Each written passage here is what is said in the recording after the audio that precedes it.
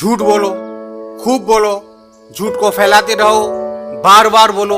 Last में एक दिन लोग उस झूठ पर विश्वास करने ही लगेंगे। ये फॉर्मूला इन्वेंट किया, इजाद किया हमारी दुनिया के सबसे जालिम और क्रूर तानाशाह एडोल्फ हिटलर के सहयोगी रहे, उसके करीबी रहे मिनिस्टर, जो कि प्रोपेगेंडा मिनिस्टर भी थे। जोसेफ गोएबल्स ही हिटलर को सलाह दिया करते थे, वो उसके सलाहकार भी थे और प्रोपेगेंडा मिनिस्टर भी थे। वो तरह तरह की बातों को झूठ के जरिए फैलाते थे जिससे कि यहूदियों के प्रति नफरत पैदा हो। आज ये वीडियो में आपको दिखाऊंगा दुनिया के सबसे ज्यादा जालिम तानाशाह रहे एडोल्फ हिटलर के सहयोगी और उसके प्रोपेगेंडा मिनिस्टर जोसेफ गोएबल्स के बारे में। इस ऐतिहासिक वीडियो में आपको बताने जा रहा हूँ ऐसे शख्स के बारे में जिसकी वजह से हिटलर इतना क्रूर बना और जालिम बना, जो कि हिटलर का सबसे ज्यादा भरोसेमंद व्यक्ति था, जिसने हिटलर के आत्महत्या करने के बाद अपने 6 बच्चों को मारा और अपनी वाइफ को मारकर खुद भी आत्महत्या कर ली थी। ये व्यक्ति था जोसेफ गोएबल्स। जर्मन में हिटलर की मौत की खबर जर्मन वासियों को उसके मरने के एक दिन बाद दी गई, यानी 1 मई को रात 10:26 पर दी गई, जबकि उसकी मौत 30 अप्रैल 1945 को हो गई थी। उस दिन खबरों में ये बताया गया कि सोवियत आर्मी के साथ फाइट करते हुए मारा गया। उन्होंने अपनी आखिरी सांस तक सोवियत आर्मी से संघर्ष किया और इस फाइट में हिटलर मारे गए। 30 अप्रैल 1945 को चांसलरी के बगीचे में उनकी लाश, जो कि पूरी तरह जली भी नहीं थी, उनकी लाश इसलिए नहीं जली थी कि उस समय वहां पर कम पेट्रोल था। उस समय हिटलर के साथियों ने सोवियत आर्मी से कांटेक्ट करने की कोशिश शुरू कर दी थी। उन्होंने अपने रिप्रेजेंटेटिव के तौर पर जनरल क्रेब्स को सोवियत आर्मी के चीफ मार्शल जुकोव के पास भेजा। सुबह के 6 बजे थे। क्रेब्स जब मार्शल जुकोव से मिलकर लौटे तो उन्होंने बताया कि सोवियत सेना बिना किसी शर्त के सरेंडर करने को दबाव बना रही है और चाहते हैं कि 1 मई को दोपहर 4 बजे तक अपना रुख बता दे वे क्या चाहते हैं। ये सुनकर ही जोसेफ गोएबल्स और उसके साथी परेशान हो गए। उनके चेहरे पर मौत साफ नजर आ रही थी। हर कोई अपनी जान बचाने की जुगाड़ में लग रहे थे, लेकिन अब वे बचकर भाग नहीं सकते थे। सोवियत संघ की सेना चांसलरी में घुस चुकी थी। अब हिटलर के सबसे करीबी सेनापति जोसेफ गोएबल्स ने भी डिसाइड किया कि वे हिटलर की तरह सरेंडर नहीं करेगा, वे हिटलर की तरह ही सुसाइड यानी आत्महत्या करेंगे। अब मैं आपको जोसेफ गोएबल्स के बारे में और बताऊं। ये हिटलर का प्रोपेगेंडा मिनिस्टर था। जोसेफ की पैदाइश 29 अक्टूबर 1897 में जर्मन के रेडट में हुआ था। उनके माता पिता सामान्य पारिवारिक पृष्ठभूमि वाले रोमन कैथोलिक थे। उनके पिता फ्रिज एक जर्मनी फैक्ट्री में क्लर्क थे। उनकी मां कथारिया मारिया थी। गोएबल्स का स्वास्थ्य बचपन से ही खराब था। उनके फेफड़ों में लंबे समय तक सूजन की समस्या थी। उनका एक पैर पैदाइशी खराब था और अंदर की तरफ मुड़ा हुआ था। उसका ये पैर उसके उल्टे पैर से ज्यादा मोटा और छोटा था। उसके पैर का ऑपरेशन हुआ था, लेकिन वे ऑपरेशन कामयाब नहीं हुआ था। वे मेटल ब्रास और खास तरह के जूते पहनता था और लंगड़ा कर चलता था। गोएबल्स, जो एक लेखक बनने की इच्छा रखता था, उसने 1921 में हिडलबर्ग यूनिवर्सिटी से डॉक्टरेट इन फिलोलॉजी की उपाधि प्राप्त की। जोसेफ गोएबल्स 1924 में नाजी पार्टी में शामिल हो गया। वे पार्टी के प्रचार में ज्यादा ध्यान देता था। 1933 में जर्मन में नाजियों की सत्ता आने पर उसको प्रोपेगेंडा यानी प्रचार मंत्री बनाया गया। 1933 में नाजियों की सरकार बनने के बाद प्रचार मंत्रालय में नाजी जर्मनी में न्यूज, मीडिया, कला, सूचना माध्यमों पर तेजी से कंट्रोल हासिल कर लिया। गोएबल्स अपने को हिटलर का सबसे वफादार दिखाने के लिए कुछ न कुछ बड़ा झूठा प्रोपेगेंडा फैलाता था। वो सच नहीं होता था। जर्मन में chancellor of Germany Adolf Hitler के खिलाफ हर खबर को गोएबल्स ने प्रतिबंधित यानी बैन किया।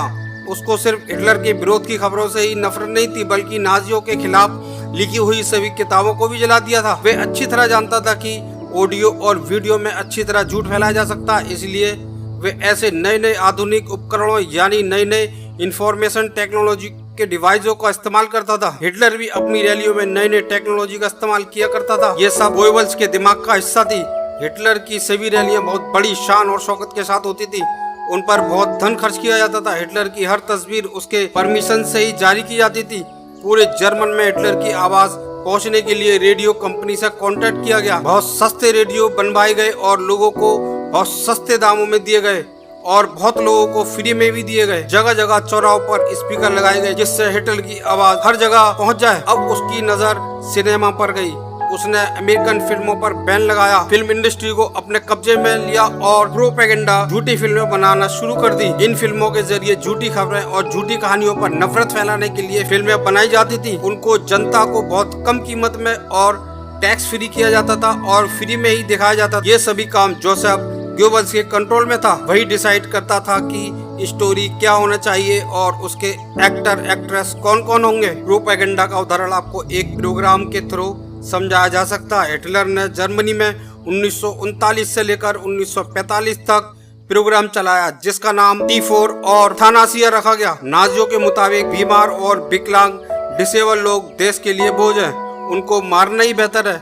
लेकिन इस तरह डिसेबल लोगों की हत्याएं करना आसान काम नहीं था। लेकिन एडोल्फ हिटलर के पास गोएबल्स जैसे खतरनाक झूठे प्रचार के माहिर प्रोपेगेंडा मिनिस्टर थे। अपने सगे रिलेटिव्स को मारना बहुत आसान काम नहीं था। लोगों को समझाना आप अपने रिलेटिव्स की हत्या करो, ये अच्छा है और देश हित में है। इस प्रोग्राम T4 और एथनासिया को सफलतापूर्वक चलाने के लिए गोएबल्स ने बहुत बड़ा प्रोपेगेंडा फैलाया।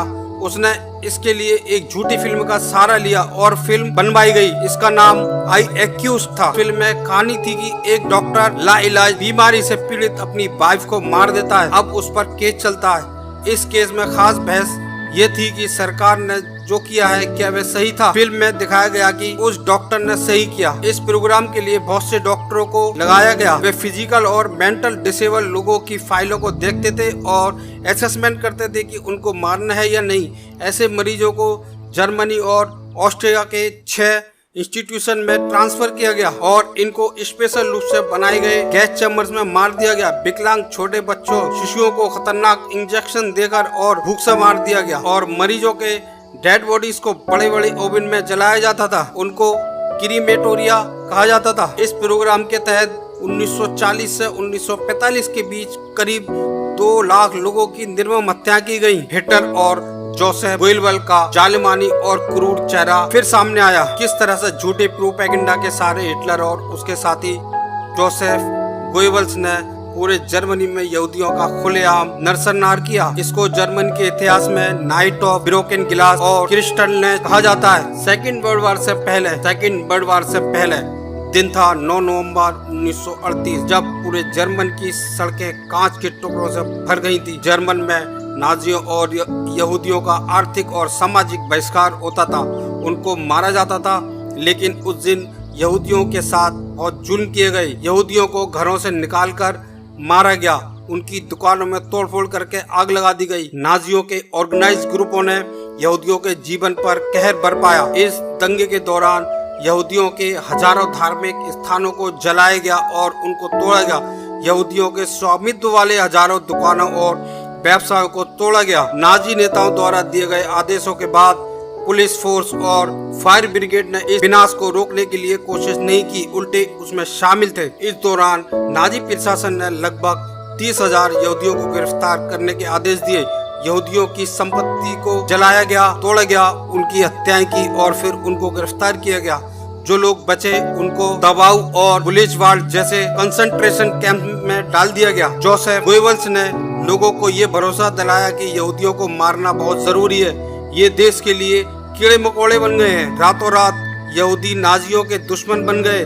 दरअसल एक दिन 9 नवंबर 1938 से पहले पेरिस में एक नाजी ऑफिसर को मारा गया था। इसमें हत्यारा एक यहूदी लड़के को बताया गया जो कि 19 साल का था। इसके बाद जोसेफ गोएबल्स ने इस खबर को प्रोपेगेंडा के तौर पर फैलाया और लोगों को भड़काया गया कि ये यहूदी हम सभी को इस तरह मारना चाहते हैं और हमारे ऊपर हुकूमत करना चाहते हैं। हर जगह नई नई टेक्नोलॉजी का इस्तेमाल करके लोगों में नफरत फैलाई गई। मैं आपको बता दूं, इससे पहले प्रोपेगेंडा शब्द को पॉजिटिवली लिया जाता था। इसका मतलब होता था प्रचार, लेकिन इसके बाद प्रोपेगेंडा शब्द को झूठा बेबुनियादी प्रचार माना जाता है। अब मैं आपको बताता हूँ जोसेफ गोएबल्स ने अपनी पत्नी समेत अपने 6 बच्चों को मारकर कैसे हिटलर की तरह सुसाइड किया। 1 मई 1945 दिन था ट्यूसडे यानी मंगलवार। इससे एक दिन पहले ही हिटलर ने खुद आत्महत्या कर ली थी।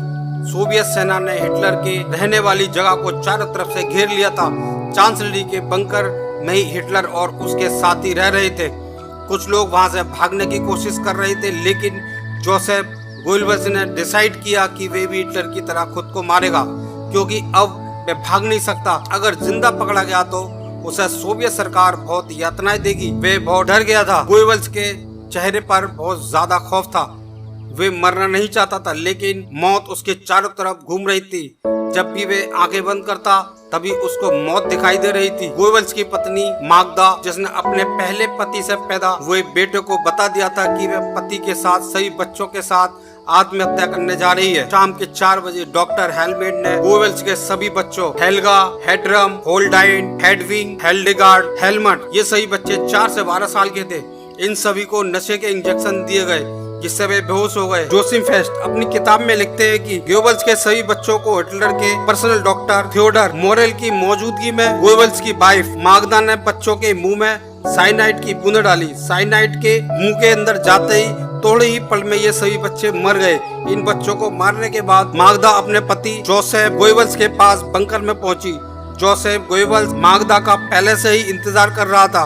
उसके बाद गोइबल्स और माग्दा ने साइनाइड के कैप्सूलों को चबा लिया। कुछ ही पलों में उसकी मौत हो गई। एसएस के एक सैनिक ने ये सुनिश्चित करने के लिए कि ये मर गए हैं या नहीं, तो उन पर गोलियां चलाई। उसके बाद उनके शरीर को जला दिया, लेकिन उनका शरीर जल नहीं पाया क्योंकि पेट्रोल बहुत कम था। क्योंकि पेट्रोल हिटलर के शव पर भी डाला गया था। हिटलर और गोइबल्स के मरने की खबर के बाद जर्मन में लोगों में विरोध नहीं हुआ और न ही लोगों को दुख था। तरह एडोल्फ हिटलर के सबसे करीबी और उसके प्रोपेगेंडा मिनिस्टर जोसेफ गोइबल्स और उसकी पत्नी माग्दा ने अपने बच्चों को मारा और मारने के बाद खुद भी सुसाइड कर लिया। इस तरह इतने बड़े शातिर और क्रूर तानाशाह के सहयोगी का अंत हुआ। दोस्तों, ये वीडियो आपको कैसी लगी? अगर मेरी ये वीडियो आपको पसंद आई हो तो मेरे इस channel true and viral story को जरूर सब्सक्राइब कीजिएगा और साथ में बेल आइकन पर क्लिक करना नहीं भूलिएगा। Thanks for watching this video. नमस्कार।